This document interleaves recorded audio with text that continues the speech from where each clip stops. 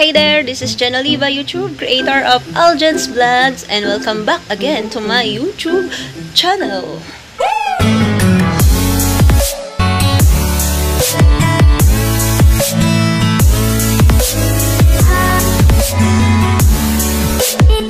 So guys, for today's video is isi-share ko sa inyo ang experience ko dito sa hand eczema. Isi-share ko sa inyo kung paano ko nagamot at paano lumala ang aking eczema.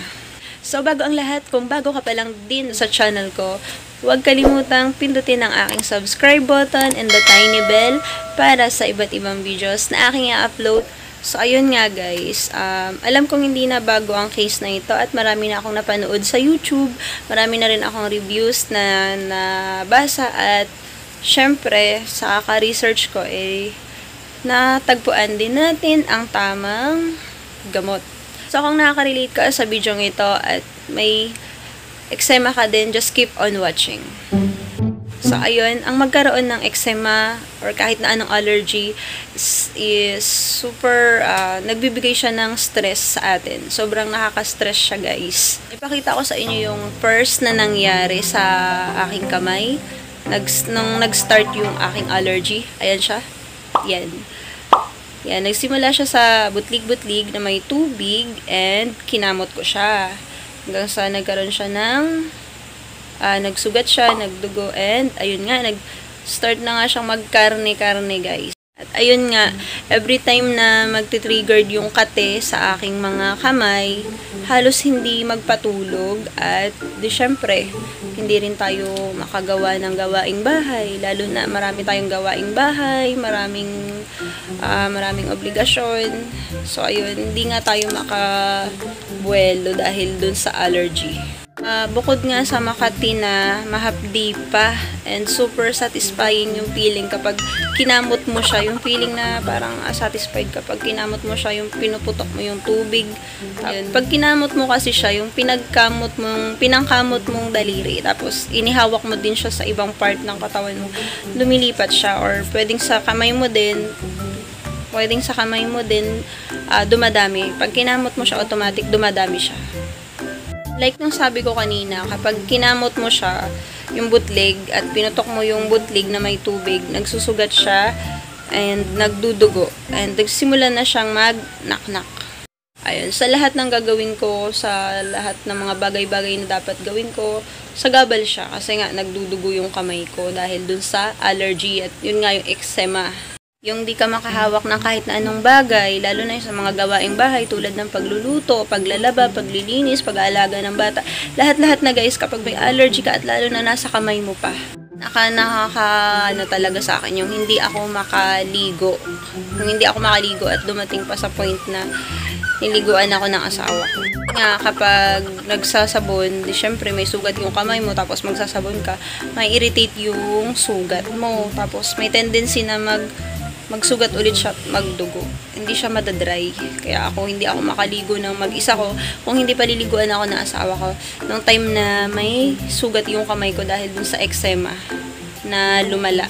Yan, yung time na yun guys, sobrang inis na inis talaga ako at sobrang nakaka-stress siya.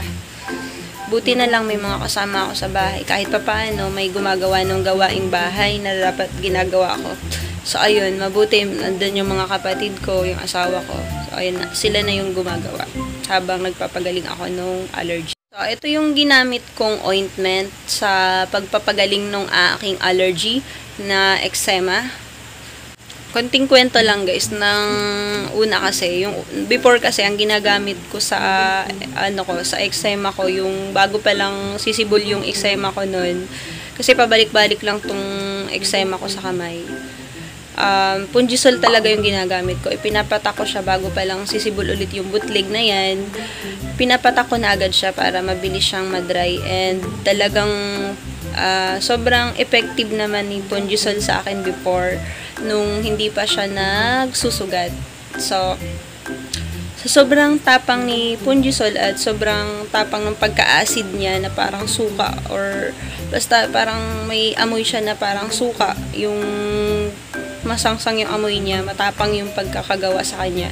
At kapag ipinatak mo siya sa sugat mo, lalo na kapag torture yung sugat mo, talagang hindi siya umepek sa akin nitong naglala yung lalong lumala yung eczema ko. At yun nga, nag-cause pa siya ng nagnana yung sugat ko, guys. Ito, ipapakita ko sa inyo yung mga picture yan, mga sunod-sunod yan na pangyayari.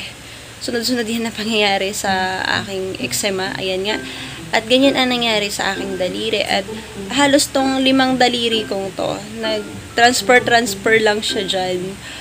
And hindi pa gumagaling yung isa, lumipat naman siya dito. Palipat-lipat lang yung sugat niya. So, natakot ako kasi nga feeling ko parang lumalala.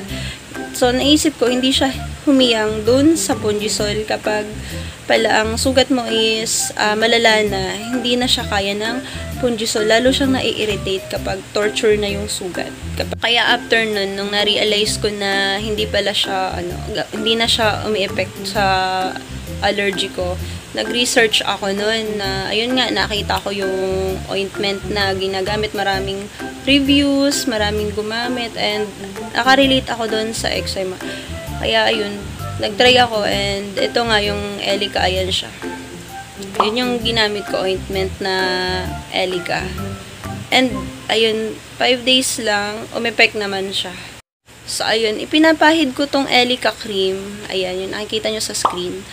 Pinapahid ko yung Elica cream. After ko lagyan yung sugat ko ng betadine, pinapahiran ko muna ng betadine. Bago muna, hinuhugasan ko muna ng soap. Na yun, yung sa tubig. Tapos, lalagyan ko ng betadine para syempre hindi ma-infection. Tapos, saka ko siya papahiran ng Elica. Tinutuyo ko muna yung kamay ko. Papahiran ko ng Elica cream. So, ayun. Very effective naman tong sa Elica. Mild lang yung texture niya and hindi masyadong masangsang. And okay naman yung amoy niya. Nang in-apply ko siya, hindi siya mahapde. Mild lang siya. Unless ilagay mo yung Elica dun sa torture na area ng yung affected na area ng sugat mo, talagang mag-react yung sugat mo. At mahapdi din naman. Kasi syempre, ilagay mo doon sa may dugo-dugo mong sugat. Mahapdi din siya. Pero effective siya, guys. Ito na yung kamay ko. Ayun, guys. Na-compare ko lang siya doon sa Punjisol. Kasi yung Punjisol, malalagay mo siya sa mga may effective din siya. Pero yung mas umepek sa akin yung Elica nitong na sobrahan sa lumala yung allergy ko. At ang Elica, guys, ay mabibili ninyo sa kahit saang drugstore. Ayan, 5 mg lang siya and maliit lang to sa Elica. Ayan, nakabox siya. Over the counter nyo yan mabibili. Siguro 300 to 400 yung price niya. Ayan, effective siya sa mga ganyang allergy, sa mga eczema, yung mga ganyang skin disease. Ayan, try nyo na lang din. Pwede na recommended din naman siya ng doctor. So ayun, worth it naman and gamit ko din siya minsan sa rashes ng babies ko. And effective. Siguro 2 days lang tuyo na yung rashes. Diba syempre nagpahid ako ng Elica. Ayun, pag kumakain ako at meron ng sumisibol sa aking nakipapansin ko, kahit kumain lang ako ng malalansa, iniinuman ko naman siya ng cetirizine. Ayan, yung cetirizine kasi pang kontra siya kasi syempre pag nasusobrahan kasi ako sa malalansa, nagtitriggered yung kate, nagsisimulang butlig na naman, iniinuman ko na agad ng cetirizine tablets. Ayan, yung cetirizine tablets, mabibili nyo rin siya sa drugstores. Over the counter din yan. 8 pesos ang isang tablets lang. Yan, yung maliit na tablets, 8 pesos na siya agad. So, sa isang banig, parang papatak yata ng 80 plus. Parang ganun, 80 something. Or, estimate ko lang yun. So, ayun, inuunahan ko na siyang inuman ng cetirizine para hindi na magsimula ulit. And, ayun, kasi bumabalik-balik lang yung aking allergy. Mabalik-balik lang siya kapag hindi ko na aalagaan yung kamay ko. Kapag napapabayaan ko, ang dami kong gawain, napapabayaan ko ang sarili ko, ayun, bumabalik lang.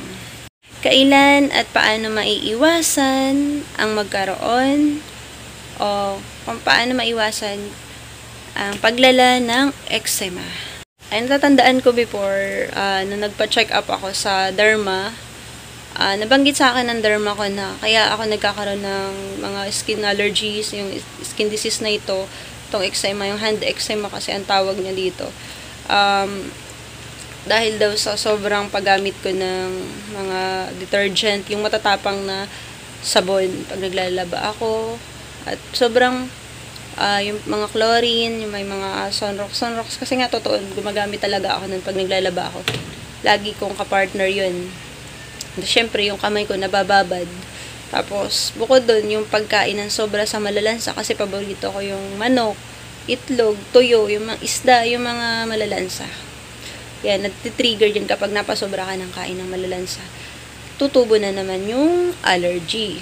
Tapos, bukod doon, yung palaging babad yung kamay sa tubig. Siyempre, pag marami kang ginagawa, ako kasi nag-aalaga ako ng bata, nililigo sila, naliligo din ako, tapos naghuhugas ng plato, kung ano-ano pa man, naglalaba. Siyempre, mababad yung kamay natin sa tubig. Ayun, nagkakos din siya ng eczema. Tapos, yung sobrang alikabok ng kamay mo, madami kang ginagawa, naglinis kang bahay, maalikabok yung kamay mo, kahit na ano pa man.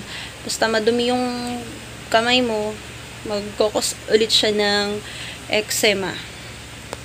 Ayun, ganun kasensitive yung mga kamay natin. And, ang payo ng derma is, kung ganun man ang gawain sa bahay at hindi maiwasan, at syempre, sensitive ang balat, palaging gumamit ng moisturizer, yung lotion na may moisturizer, ilo-lotion mo yung kamay mo, at saka laging, wag hahayaang dry yung kamay, lagi daw ilo-lotion, kasi para na din maalagaan yung skin natin.